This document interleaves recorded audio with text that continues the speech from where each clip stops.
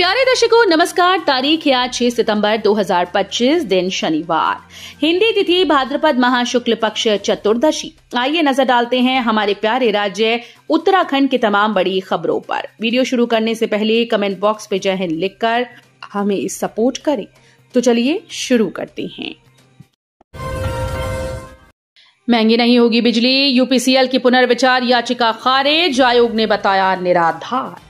प्रदेश में बिजली महंगी नहीं होगी। उत्तराखंड विद्युत नियामक आयोग ने यूपीसीएल की उस पुनर्विचार याचिका को खारिज कर दिया जिसमें उसने 674.77 करोड़ की कैरिंग कॉस्ट मांगी थी। आयोग ने इसे निराधार बताया। 11 अप्रैल को जारी हुए आदेश पर पुनर्विचार के लिए ये याचिका दायर की थी। यूपीसीएल ने खर्चों की भरपाई के लिए 674.77 करोड़ रुपए की मांग की। नियामक आयोग ने स्पष्ट किया कि जिन मदों में ये पैसा मांगा जा रहा है उसका कोई औचित्य नहीं। यूपीसीएल ने कहा था कि 129.09 करोड़ के डिले पेमेंट सरचार्ज को टैरिफ में शामिल नहीं किया जाए क्योंकि वर्ष 2012 में राज्य सरकार ने निगम से लेन देन में डीपीएस न लेने का निर्णय लिया था। आयोग अध्यक्ष एमएल प्रसाद और सदस्य विधि अनुराग शर्मा की पीठ ने स्पष्ट माना कि सरकार हो या उपभोक्ता सभी के लिए एक ही नियम है। उत्तराखंड में 6, 7, 8, 9 और 10 सितंबर तक बारिश की चेतावनी। आईएमडी ने इन जिलों में अलर्ट जारी किया। उत्तराखंड में अभी बारिश का दौर थमने वाला नहीं है, जहां राज्य के अधिकतर क्षेत्रों में बारिश से राहत की उम्मीद है। इसी बीच पहाड़ी जिलों में भारी बारिश की संभावना जताई गई। मौसम विभाग ने बारिश का अलर्ट जारी किया।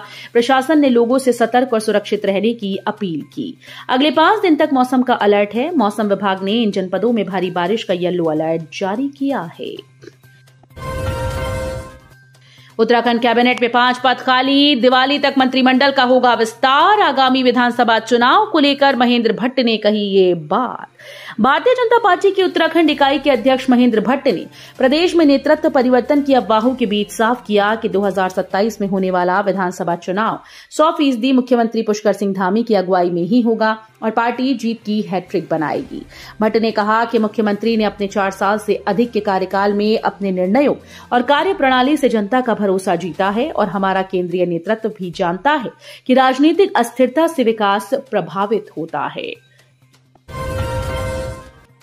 उत्तराखंड में आई दैवीय आपदा। केंद्र से राष्ट्रीय आपदा करे घोषित। 1000 करोड़ का पैकेज दिया जाए। उत्तराखंड प्रदेश कांग्रेस अध्यक्ष करण माहरा ने प्रधानमंत्री नरेंद्र मोदी को पत्र लिखा है जिसमें उत्तराखंड में आई दैवीय आपदा के लिए ठोस कदम उठाते हुए राज्य को आपदाग्रस्त घोषित करते हुए 1000 करोड़ रुपए का पैकेज देने की मांग की गई। करण माहरा ने बताया कि उन्होंने प्रधानमंत्री नरेंद्र मोदी को पत्र में लिखा कि इस समय पूरा उत्तराखंड भीषण दैवीय आपदाओं से घिरा हुआ है। राज्य में लगातार हो रही भारी बरसात से सभी पर्वतीय जिलों में जानमाल की भारी क्षति हुई और सैकड़ों लोगों को असमय कालकलवित होना पड़ा।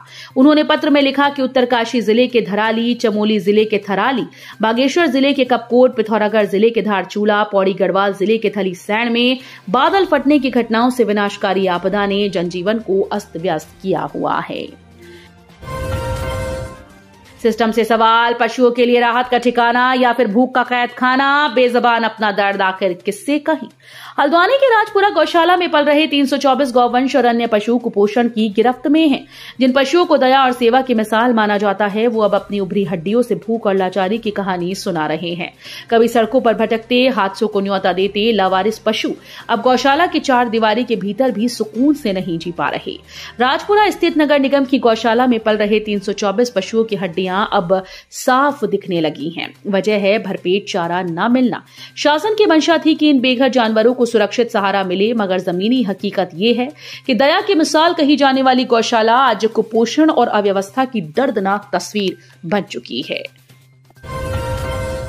डाउनलोड करने के नाम पर खाते से 4.56 लाख रुपए किए साफ, पीड़ित ने तहरीर दी।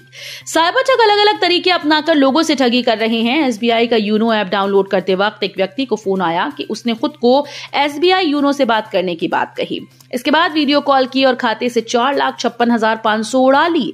अल्मोड़ा कोतवाली में तल्ला थपलिया निवासी नंदा बल्लभ जोशी ने तहरीर दी। बताया कि वो 29 जुलाई को सुबह 9 बजे एसबीआई का यूनो ऐप डाउनलोड कर रहा था। ऐप को इंस्टॉल करने में बार बार दिक्कत हो रही थी। इसके बाद उन्हें एक फोन आया। फोन करने वाले व्यक्ति ने बताया कि वो एसबीआई यूनो से बात कर रहा है। ऐप को इंस्टॉल करने में दिक्कत आ रही थी, जिसके समाधान करने के लिए ही उसने फोन किया है। इसके बाद उसकी व्हाट्सएप पर वीडियो कॉल आई और कहा कि जैसा उसने करने को कहा है वैसा करते जाएं। कुछ देर बाद मैसेज आया कि उनके खाते से 4,56,500 कट गए हैं। इसके बाद उन्हें धोखाधड़ी का एहसास हुआ। चट्टी का गुलाबी कांठा ट्रैक ऑफ द ईयर घोषित, यमुनोत्री और डोडीताल को मिलेगा फायदा। प्रदेश सरकार ने जनपद के बड़कोट तहसील में स्थित हनुमान चट्टी गुलाबी कांठा ट्रैक को इस वर्ष के लिए ट्रैक ऑफ द ईयर घोषित किया। ये पहली बार है कि यमुनोत्री धाम यात्रा मार्ग पर किसी ट्रैक को पर्यटन के लिए विकसित किया जा रहा है। ये ट्रैक स्थानीय लोगों के लिए ऐतिहासिक रूप से महत्वपूर्ण रहा, क्योंकि वे पहले इसी रास्ते का इस्तेमाल केलशु घाटी से यमुनोत्री धाम तक जाने के लिए करते थे। फर्जी शादी पर संग्राम, दुल्हा न दुल्हन सिर्फ बाराती मौज करेंगे। राजधानी दून में रीति रिवाजों का बना ऐसा मजाक। दूल्हा है न दुल्हन सिर्फ बाराती मौज करेंगे। सांस्कृतिक परिधानों में पार्टी होगी और जाम छलकेंगे। ऐसा ही एक फर्जी शादी का आयोजन देहरादून का एक व्यापारिक प्रतिष्ठान करा रहा है। इसे लेकर इन दिनों सोशल मीडिया पर खूब संग्राम छिड़ा हुआ है। कई संगठन के लोगों ने इसे भारतीय रीति रिवाजों का मजाक बताते हुए बंद कराने की मांग की। लोगों के आक्रोश को देखते हुए पुलिस भी चौकन्ना हो गई। पैदल रास्ते धंसे, मकानों पर दरारें, 15 परिवार हुए शिफ्ट। सेमीगवाड़ और सगवाड़ा में हालात चिंताजनक। बारिश के चलते तहसील जिलासू के सेमीगवाड़ में पैदल रास्ते धंसने से क्षतिग्रस्त हो गए। वहीं कई मकानों पर दरारें पड़ गईं। साथ ही पौराणिक जल स्रोत भी भूधसाव की चपेट में आ गई। बुधवार रात और बृहस्पतिवार तड़के हुई भारी बारिश से पिंडर घाटी में एक बार फिर से जनजीवन पूरी तरह से अस्त व्यस्त हो गया। 16 शिक्षकों को शैलेश मटियानी पुरस्कार, राजभवन में सीएम धामी और राज्यपाल ने किया सम्मानित। प्रदेश के 16 शिक्षकों को शिक्षक दिवस के मौके पर शैलेश मटियानी राज्य शैक्षिक पुरस्कार सम्मान मिला। राज्यपाल लेफ्टिनेंट जनरल गुरमीत सिंह ने शिक्षकों को राजभवन में आयोजित सम्मान समारोह में सम्मानित किया। वर्ष 2024 में चयनित 9 प्रारंभिक शिक्षक, 5 माध्यमिक शिक्षक, 1 शिक्षक प्रशिक्षक व 1 संस्कृत शिक्षक को यह सम्मान प्रदान किया गया। भारी बारिश ने रोकी हाईवे की रफ्तार। गंगोत्री यमुनोत्री धाम की दूसरे चरण यात्रा को लेकर कंफ्यूजन। लगातार वर्षा से जगह जगह क्षतिग्रस्त गंगोत्री व यमुनोत्री हाईवे के चलते दोनों धामों के दूसरे चरण की यात्रा को लेकर संशय बरकरार है। हालांकि गंगोत्री धाम की यात्रा को लेकर डीएम प्रशांत आर्य ने शनिवार को होने वाली समीक्षा बैठक में निर्णय लेने की बात कही, लेकिन जंगल चट्टी व बनास में हाईवे अवरुद्ध होने से यमुनोत्री धाम की यात्रा शुरू होने में समय लगना तय है। दरअसल इस मानसून सीजन में लगातार वर्षा से गंगोत्री व यमुनोत्री हाईवे जगह जगह भूस्खलन व भूधसाव से बुरी तरह से प्रभावित हुए हैं। उत्तराखंड में बड़ी वारदात, कनपट्टी पर सटाकर पिस्टल बदमाशों ने लूट ली थार, मारपीट का भी आरोप, मामला दर्ज। जनपद उधम सिंह नगर के रुद्रपुर से हैरान करने वाला मामला सामने आया, जहां बदमाशों ने तमंचे के बल पर कार लूटी। आरोप है कि उन्होंने कार सवार युवक के साथ जमकर मारपीट भी की, साथ ही जान से मारने की धमकी दी। पुलिस ने रुद्रपुर निवासी 4 लोगों के खिलाफ मामला दर्ज किया। दरोगा के बेटे ने गौला नदी में लगाई छलांग, चली गई जान, परिजनों में मचा कोहराम। पुलिस की स्पेशल ब्रांच यूनिट रामनगर में तैनात दरोगा के बेटे ने चोर गलिया रेलवे फाटक से आगे गौला पुल से नदी में छलांग लगा दी। युवक को गंभीर हालत में एसटीएच लाया गया, जहां डॉक्टर ने उसे मृत घोषित कर दिया। अल्मोड़ा हल्द्वानी एनएच पर हादसा, शिक्षिका पर पहाड़ी से गिरा बड़ा बोल्डर, मची अफरा तफरी।